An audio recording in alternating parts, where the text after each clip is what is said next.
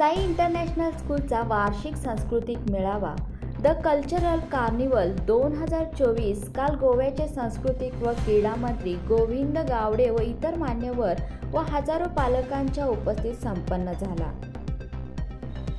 मंत्री गोविंद गावडे व मान्यवरांचे साई इंटरनॅशनल स्कूलच्या विद्यार्थ्यांनी पारंपरिक पद्धतीने लेझिमच्या वाद्यात स्वागत केले। त्यानंतर सरस्वती प्रतिमेचे पूजन करून उपस्थित मान्यवरांचे स्वागत संस्थेमार्फत करण्यात आले।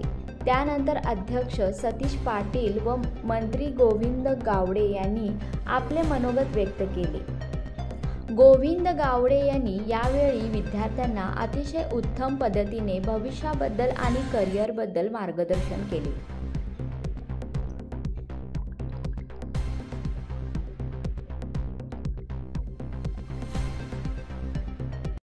डॉक्टर बाबासाहेबांनी म्हटलेलं आहे की शिक्षण हे वाघिणीचं दूध आहे आणि जो तो प्राशन करील तो गुरगुरल्याशिवाय राहणार नाही। आणि मला वाटतं ही शिक्षण संस्था स्थापन करून आज सतीश साहेबांनी जी शिक्षण संस्था उभी केलेली आहे त्यामधून घडणारे वाघ आणि वाघिणी या जगाच्या कानाकोपऱ्यात आज डरकाळी फोडत आहे, याचं आज खूप मनापासून कौतुक करावं असं वाटतं। तर शिक्षण माझा हा खूप आवडीचा विषय आहे आणि जोपर्यंत आपण शिक्षण पदरात घेतलेलं नाही तोपर्यंत ह्या समाजामध्ये काहीच त्याला मान सन्मान कधी नसतोय। पण शिक्षण कशा प्रकारे असावं, शिक्षण आजचं शिक्षण आणि गेल्या 40 वर्षापूर्वीचं शिक्षणामध्ये आज जमीन आसमानाचा फरक आहे। एकेवेळी ज्यावेळी आपण शिक्षण घेत होतो त्यावेळी त्या परीक्षेत लिहिणाऱ्या उत्तराला खूप मार्क मिळायचे आणि आमचं पुढचं भवितव्य जे कुठं जाणार, कुठला मार्ग आपण स्वीकारावा हे त्या मार्कलिस्ट वरती अवलंबून होतं। परंतु आज तो ट्रेंड बदललेला आहे। आज जेवढं आपण ज्ञान संपादन करणार, जेवढे ज्ञानाची शिदोरी आपण भरणार, त्यामध्ये आपण मला वाटतं यशस्वी व्हाल। कारण ध्येय गाठण्यासाठी तुम्हाला हार्डवर्क करण्याची अत्यंत गरज आहे। आणि म्हणूनच आजच्या देशामध्ये नॅशनल एज्युकेशन पॉलिसी झालेली आहे त्या एज्युकेशन पॉलिसी मध्ये 2 फील्डवरती मी बोलतो आहोत आणि जे माझे खूप आवडीचे फील्ड आहे ती म्हणजे कला आणि खेळ। आणि ह्या कला आणि खेळाला आज प्राधान्य दिलेलं आहे कारण इथूनच त्याच मैदानावरून खेळणारी मुलं आपलं सामर्थ्य आणि धाडस प्राप्त करीत असतात। आणि म्हणूनच अशा आज गुणवंत विद्यार्थ्यांचा सुद्धा इथं सन्मान केलेला आहे वेगवेगळी चषक देऊन। पण मुलं कसं घडावं आणि मुलांना खास करून आपल्या पालकांना मी संबोधून सांगू इच्छितो की मुलांवरती आपले विचार कधी लादू नका। स्वतःच्या मनानं, स्वतःच्या विचारानं आणि त्यांची आवड सवड जे आहे त्या आवड सवडीचा सखोल अभ्यास करून त्यांचं कौशल्य काय गुण आहे ते गुण शोधून काढून त्यांना तसा आकार देणं आज खूप महत्वाचं आहे। कारण कुंभार एका निर्जीव वस्तूला आकार देत असतो आणि शिक्षक जो आहे, पालक जो आहे तो एका सजीवांना आकार देत असतो। आणि म्हणूनच आपण ज्याला आकार देतोय त्याची इतपत कुठे आहे, त्याचं काय तो करू शकतोय। कारण आज बरेचशा पालकांना वाटतं की त्याचा मुलगा इंजिनिअरिंग फील्ड मध्ये गेलेला आहे किंवा त्याचा मुलगा नर्सिंग मध्ये गेलेला आहे किंवा मेडिकल सेक्टर मध्ये गेलेला आहे म्हणून माझ्याही मुलाला तिथं पाठवावं का, असा संभ्रम, असा प्रश्नचिन्ह सातत्यानं ज्यावेळी आमची 10वी किंवा 12वीचा निकाल होतोय त्यावेळी प्रत्येक पालकाला पडतो। पण खऱ्या अर्थानं मुलांची प्रगती, मुलगा कुठं जाणार किंवा आमचे विद्यार्थी कुठं जाणार याचा विचार इयत्ता 7वी पासून सुरू व्हायला पाहिजे। आणि तदनंतरच मुलांची ग्रोथ कुठं आहे। फक्त शिक्षण हे एखादं पोट भरण्याचं माध्यम असू शकतं, पण मुलांमध्ये किंवा विद्यार्थ्यांमध्ये असणारी जी कला जी आहे, जी खेळ जी आहे, ती त्या विद्यार्थ्याला एक नवी ओळख निर्माण करू शकतोय. आताच माझा उल्लेखित एक कलाकार म्हणून झाला. खरं म्हणजे ज्या कलेपासून मी इयत्ता 4थी पासून मी रंगमंचावर वावरत होतो आणि त्याचा फायदा या राजकारणामध्ये झालेला आहे. खरं मी म्हणजे मी राजकारण हे माझी रोजीरोटी नव्हती आणि अजूनही नाही आहे. फक्त लोकांच्या आग्रहास्तव मी राजकारणात आलोय आणि कुठल्याही एका पक्षाकडे मी झोळी कधी पसरलेली नाही. मी आमदार झालो त्यावेळी मी स्वतंत्र म्हणून आमदार निवडून आलो आहोत आणि हे करत असताना मला वाटतं मला 17 वर्षाचा संघर्ष करावा लागला. किती 17 वर्ष. म्हणजे मी एवढं आजच्या मुलांना सांगू इच्छितो की यश एका रात्रीत, एका महिन्यात किंवा एका वर्षात मिळत नसतं. त्याला सातत्यानं त्याचा पाठलाग करावा असतो आणि ज्या वेळेला आपण तिथं पोहोचणार किंवा त्या यशाची चव काय असते ही तेव्हाच त्या विद्यार्थ्याला किंवा त्या माणसाला असते की कठोर परिश्रमातून जे काय आपण निर्माण केलेलं आहे ते खूप महत्वाचं असतं. आणि म्हणूनच यशाचं शिखर गाठताना मला वाटतं कित्येकशी संकट आपल्यावरती येतात आणि ही संकट पेलण्यासाठी, ती झेलण्यासाठी एक सामर्थ्य लागतं, एक धाडस लागतं, एक विचार लागतोय आणि त्या विचारावरतीच आपण मार्गक्रमण जर केलं तर मला वाटतं आपण यशाच्या शिखराकडे सहज पोहोचू शकतोय. आणि म्हणून मी म्हणतोय की संकट माणसाची प्रगती अडवायला येत नसतात, तर संकट त्या प्रगती पथावर तुम्हाला एक बलाढ्य करण्यासाठी, तुमच्या पंखांना एक बळग देण्यासाठी असतात. आणि म्हणूनच जेवढं संकट आपण झेलणार, प्रत्येक वाटेवरती जे काठे जे आहेत ते काठे उभारून आपण सरळ आपण मार्ग काढणार, तेव्हाच आपल्याला यशाचं शिखर गवसणार. आणि म्हणूनच मी एवढंच म्हणेन की मला वाटतं आज वाघ जो चिता जो आहे आणि हरण यांची एक छोटीशी गोष्ट मी तुम्हाला सांगतोय की चित्याची स्पीड जवळजवळ तो 60 किलोमीटर पर अवर वेगाने धावतोय, परंतु हरिण जे आहे ते 80 किलोमीटर पर ताशी वेगाने धावत असते. तरी देखील तो चिता, तो वाघ जो आहे ते हरिणाची शिकार करतोय. काय आहे त्यामधलं राज?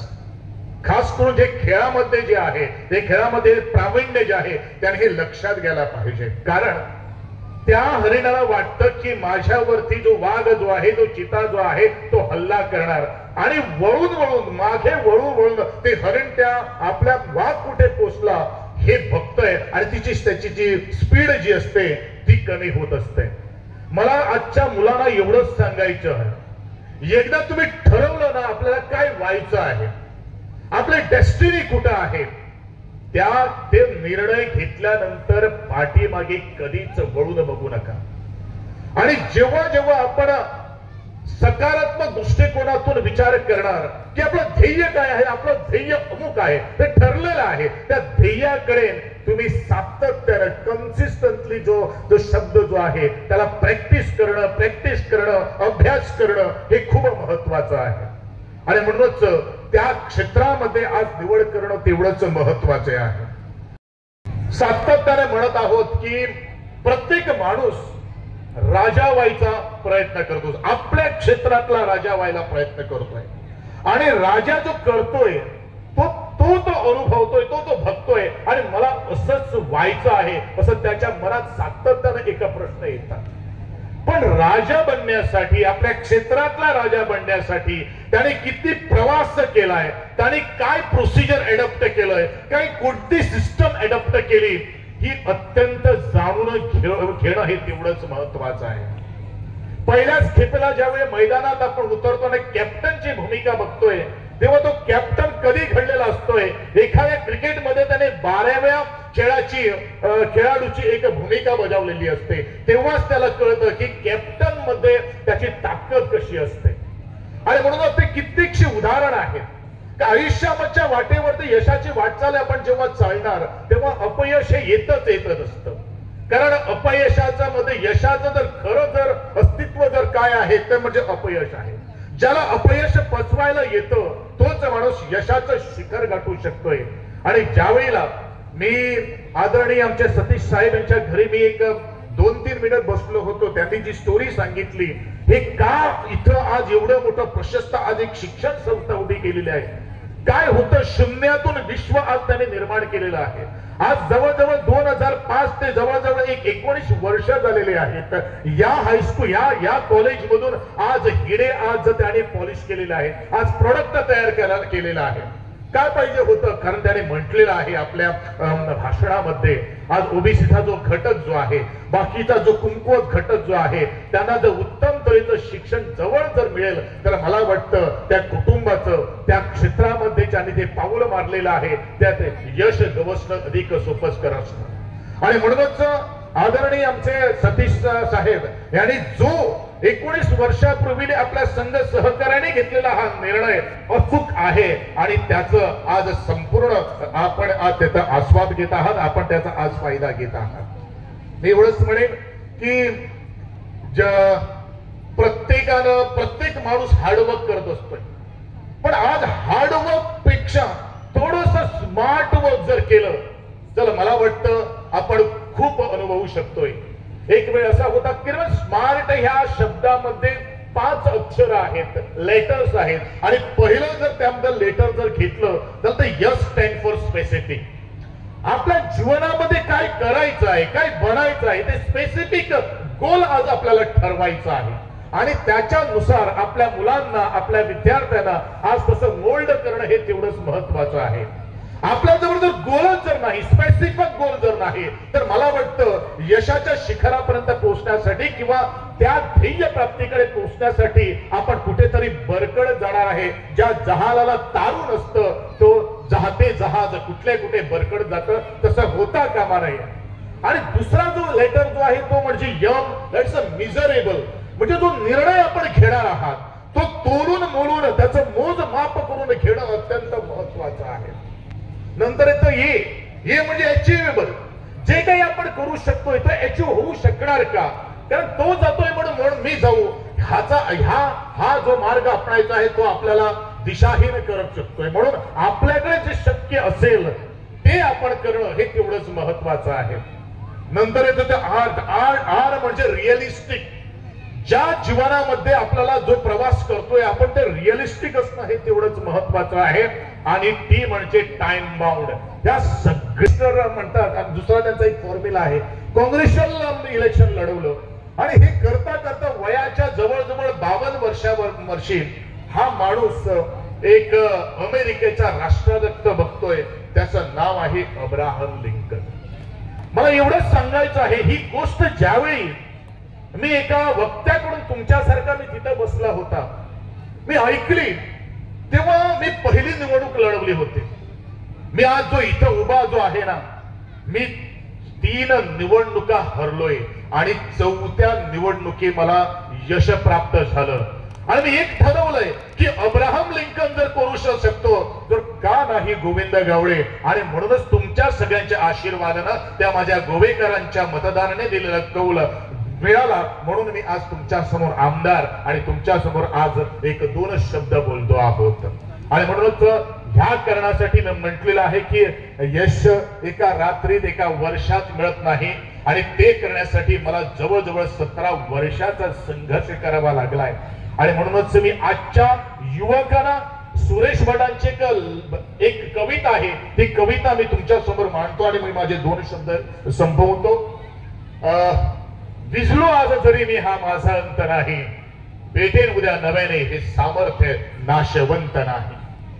छाटले जरी पंख माझे तरी पुन्हा उडेन मी, छाटले जरी पंख माझे तरी पुन्हा उडेन मी, अडवू शकेल मला अशी या जगात कोणतीच भिंत नाही. माझी झोपडी जाळण्याचे केले होते कैक कावे, माझी झोपडी जाळण्याचे केले होते कैक कावे, पण जळेल ती झोपडी अशी आगही ती ज्वलंत नाही. माझी वाट रोखण्यासाठी होती वादळे आतुर, माझी वाट रोखण्यासाठी होती वादळे आतुर, गेली कितीही डोळ्यात धूळ तरी थांबण्यास उसत नाही. येतील वादळे खेटेल तुफान, अरे येतील वादळे खेटेल तुफान, त्या संकटांना तोंड देण्यास माझ्या पावलांना उसंत नाही, माझ्या पावलांना पसंत नाही, माझ्या पावलांना पसंत नाही.